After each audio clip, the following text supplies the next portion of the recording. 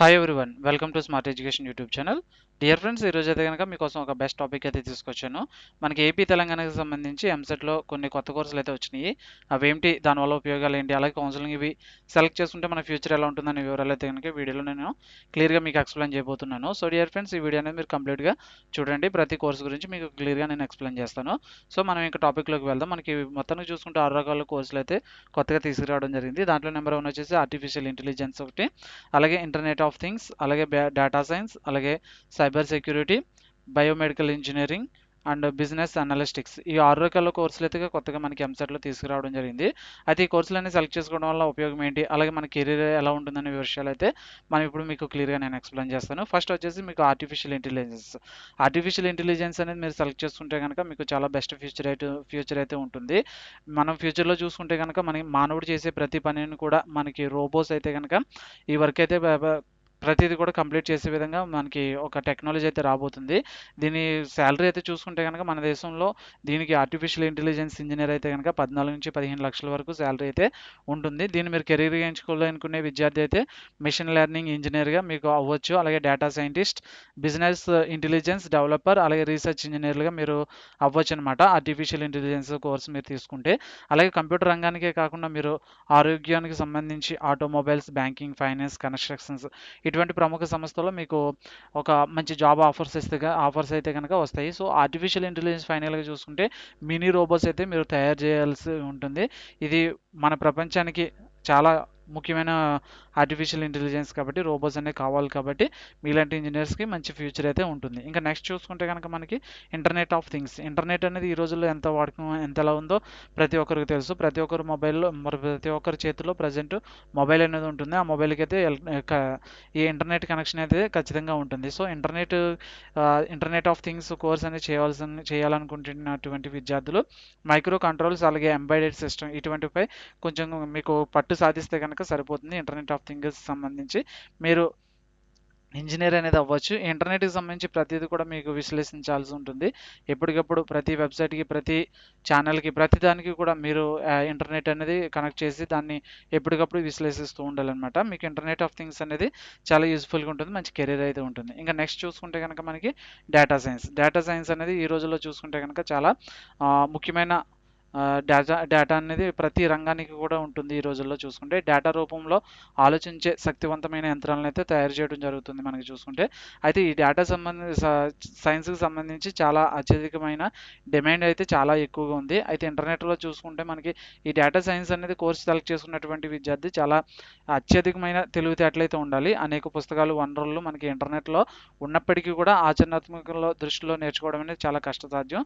అయితే ఈ data science engineer అనేది సెలెక్ట్ చేసినటువంటి విద్యార్థి జ్ఞానం, అనుభవం ఈ రెండు కూడా సంపాదించుకునే అవకాశం ఉంటుంది. సో ఈ డేటా సైన్స్ సెలెక్ట్ చేస్తున్న విద్యార్థి చాలా ఇంటెలిజెంట్ అని ఒక ఐడెంటిఫై చేసి వీరికి మంచి డిమాండ్ అయితే ఉన్నది. ఈ గ్రూప్స్ అయితే మీరు ఒకసారి చూడండి. ఇంకా మళ్ళీ నెక్స్ట్ వచ్చేసి మనకి సైబర్ సెక్యూరిటీ గురించి ఈ రోజుల్లో చూసుకుంటే కనుక మనకి ఇంటర్నెట్ అనేది చాలా వేగంగా ప్రజల వద్దకు అయితే చేరైంది. అయితే ఎంత వేగంగా వెళ్ళిందో అంతే వేగంగా మనకి ఇంటర్నెట్కి సంబంధించి నేరాలు అయితే కనుక జరుగుతున్నాయి. అంతా హ్యాకింగ్ అనేది జరుగుతుంది. ప్రజెంట్ అయితే ఇంటర్నెట్లో చాలా మోసాలు అయితే జరుగుతున్నాయి. ఈ సైబర్ సెక్యూరిటీకి సంబంధించి మీరు కోర్స్ తీసుకుంటే ఇంటర్నెట్ ఉన్నంత కాలం కూడా ఈ ఈ ఈ ఈ యొక్క విద్యార్థులకి అయితే మంచి ఉపాధి అయితే అవకాశాలు ఉంటాయి. అయితే దీన్ని సెలెక్ట్ చేసుకున్నటువంటి విద్యార్థి ఇంటర్నెట్ ఆఫ్ థింగ్స్, అలాగే క్లౌడ్ కంప్యూటింగ్ ఇటువంటి అంశాల్లో పట్టు అనేది సాధించాల్సి ఉంటుంది. అయితే ఈ సైబర్ సెక్యూరిటీ అయినటువంటి విద్యార్థులకి ప్రతి ఒక్క కంపెనీకి ఫ్యూచర్లో సెక్యూరిటీకి సంబంధించి ఇంజనీర్ అనేది కావాలి. మనకి టాప్ పాపులర్ 500 కంపెనీస్ అయితే ఫ్యూచర్లో వీరికి అవకాశాలు అయితే ఎక్కువగా కల్పించబోతుంది. అలాగే గవర్నమెంట్ డిపార్ట్మెంట్స్ ఏవైతే ఉంటాయో వారికి కూడా కొన్ని వెబ్సైట్స్ ఉంటాయి కదా, వారికి కూడా సైబర్ సెక్యూరిటీ అనేది ఆ వెబ్సైట్కి కావాల్సి ఉంటుంది. మనకి ప్రీవియస్గా ఒకసారి చూసుకుంటే కనుక మనకి చాలా ప్రభుత్వ వెబ్సైట్లు అయితే హ్యాక్ అవ్వడం జరిగింది. వాటన్నిటిని కూడా ఎప్పటికప్పుడు సెక్యూర్ చేస్తూ ఉండాలి.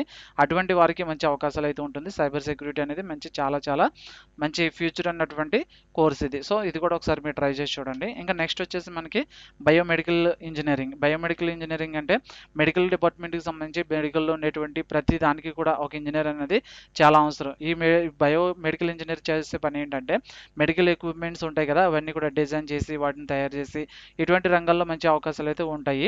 అయితే ఈ బయోమెడికల్ ఇంజనీరింగ్ అని చేయాలనుకునేటటువంటి విద్యార్థికి శారీరక ధర్మశాస్త్రానికి సంబంధించి కొంత పరిజ్ఞానం అయితే ఖచ్చితంగా ఉండాలి.